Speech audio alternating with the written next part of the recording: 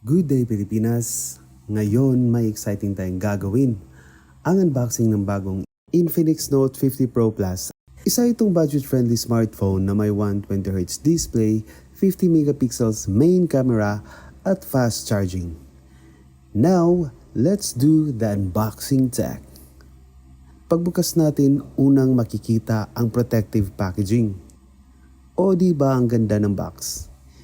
Dito sa loob, makikita natin ang mismong Infinix Note 50 Pro Plus box. Transparent protective case, VIP card na nagbibigay ng eksklusibong benepisyo tulad ng priority service, discounts sa accessories at extended warranty.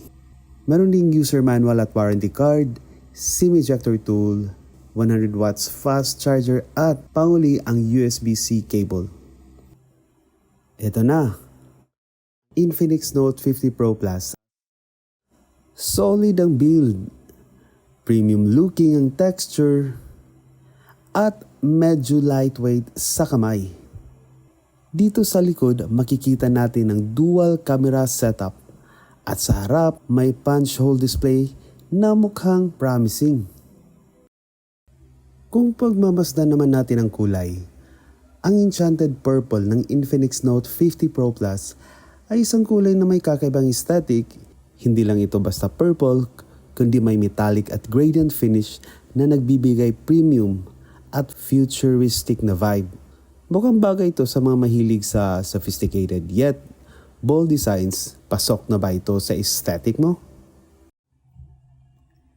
Itong Infinix Note 50 Pro Plus ay isang mid-range smartphone na may premium features pero abot kaya. Narito ang ilan sa mga pangunahing specs ito. Yung display, may 6.78-inch Amoled screen na may 144Hz refresh rate at peak brightness na 1,300 nits. Yung processor pa ay MediaTek Dimensity 8350 Ultimate na may 12GB of RAM at ito na, may 256GB storage. Meron na ding triple rear cameras, 50 megapixels main sensor, at 50 megapixels periscope telephoto. May 3 times optical zoom at 100 times digital zoom na to. At may 8 megapixels ultra wide.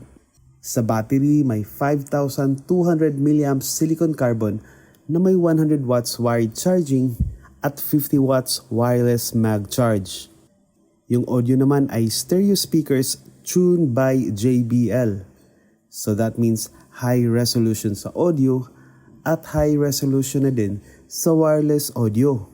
Yung build nito ay glass front and back, aluminum frame at IP64 dust and splash resistance. At ito pa, yung operating system ay Android 15 na. May XOS 15 pa. So, wala na kayong hahanapin pa. Dahil sa Pilipinas, ang presyo nito ay nasa 17,999 lang. Ang Infinix Note 50 Pro Plus ay may heart rate sensor at oxygen saturation sensor na makakatulong sa pagsubaybay ng iyong puso at oxygen levels sa blood natin.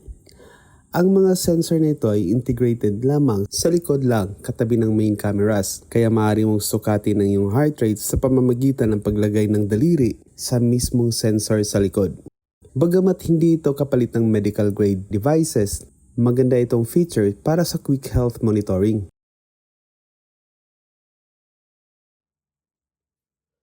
Ang night mode camera ng Infinix Note 50 Pro Plus ay gumagamit ng advanced AI processing at multi-frame noise reduction para mapahusay ang kalidad ng mga larawan na mababang ilaw. Ang 50 megapixels main camera nito ay may Sony IMX896 sensor na may optical image stabilization, kaya mas malinaw at mas detalyado ang makuha kahit sa dilim. Sa night mode, makikita mo ang mas mataas na dynamic range, mas natural na kulay at mas konting noise kumpara sa regular na mode.